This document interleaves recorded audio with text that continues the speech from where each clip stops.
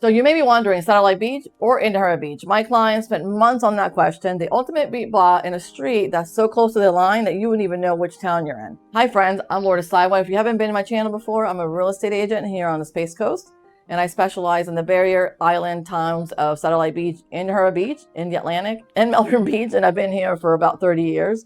I already made a video on what it's like to live in Satellite Beach, which is very similar to living in Indian Harbour Beach. So this one is not about that. This one is about some of the things that make the towns different on paper and what they mean to you. Now let's get into it. Satellite Beach can legally stop you from renting your house for a weekend. Indian Harbour Beach cannot, and here's why. Back in 2011, the state of Florida told the town that they had to come up with the rules and ordinances for short-term rentals, and they had to have those in place by June of that year. Satellite Beach had those in place by June. Indian Harbour Beach did not. So here's exactly what Satellite Beach enforces today. You can rent a room in your house, but you cannot rent out your whole house for any less than 6 months. Now, in Indian Harbour Beach, they can't stop you from doing that. What Indian Harbour Beach does is you pay $750 a year if you want to have a short-term rental. You have to have a fire inspection, and also all the cars have to fit in the paved area or your driveway. Now, there is an exception to Satellite Beach ordinances, and that is on the east side of A1A. So on the east side of A1A, you can rent for a minimum of 30 days. Now, that is subjective to what your condo allows you to do if you're in a condo association. Your condo association may limit you to 1 month minimum or 3 month minimum. So it really depends on them. But as far as Satellite Beach is concerned, you have a 30-day minimum if you're on the east side of A1A. So a client of mine who lived in Satellite Beach years ago that had moved to California wanted to come back to Satellite Beach when they retired. So we talked over different options. One was renting the house seasonally while they retire, and because they usually come like once or twice a year, that was enticing to them, especially if their family could also use it. And this way, the property would pay for themselves if they were rented as an Airbnb.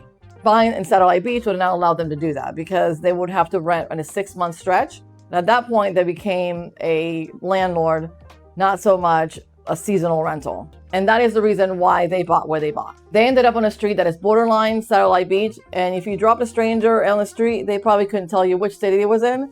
Honestly, I didn't even know for years that the street was actually in Indian Harbour Beach. I always thought it was Satellite Beach. So on paper, those two sides of the line let you do completely different things with your house. Now, could they have stayed in Satellite Beach and bought a condo on the ocean that had a 30-day minimum instead? Yes, they could have done that. However, there isn't a lot of choices on a 30-day minimum condo. Most of the time, there are 1 month or 3 months limits. And also, that's a totally different kind of property and not one they were really interested in. And we'll go back into that here because it actually connects to something bigger. So if you're buying here to live full-time, that may not matter to you. But if you're looking here to do a seasonal rental, you really want to make sure that you check into the ordinances of the different towns so you can make sure that you could actually do that. And also, maybe if you're one of the people that don't want to be in a neighborhood that has Airbnbs, you should really look up that information as well. Now, I'm curious, what do you think about living in a place where they have short-term rentals? My sister lives in Indian Harbour Beach and she has an Airbnb rental across the street from her.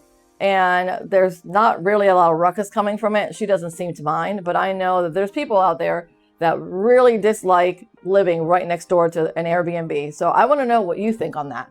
So when people are deciding on Satellite Beach or Indian Harbour Beach, they often ask what the price difference is in both towns. And the answer is not much. In June, single-family homes were 3% apart. And here are the actual numbers for single-family homes, not only, no condos. June, the median sold price for single-family homes, and that means the middle of everything that closed, was $620,000 in Satellite Beach, and it was $601,000 in Indian Harbour Beach. So really only about $19,000 apart. Not a real reason to pick one town over the other. Now, one quick note on that, Indian Harbour Beach only had 6 single-family sales in June, which is too few to really come up with a good number, especially when you have high dollar sales. So you should always ask how many sales are behind any median price that you're quoted. And here's why.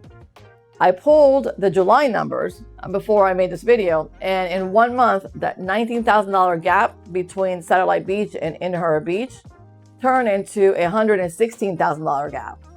In July, Indian Harbour Beach had 8 sales, one which was $2.9 million. And Satellite Beach had 13 sales with $1 million plus sales that almost actually was 2, 1.5, 1.4, something like that. So they actually equaled at $2.9 million. The same 2 towns, nothing changed on the ground. What changed is that July had 8 single family sales in Indian Harbour Beach and 13 in Satellite. That is not a movie market. That is just a handful of houses. So when a website hands you one number for a town, see if you could see how many sales that came from and what homes sold, because it does matter in your final number. Here's an interesting thing.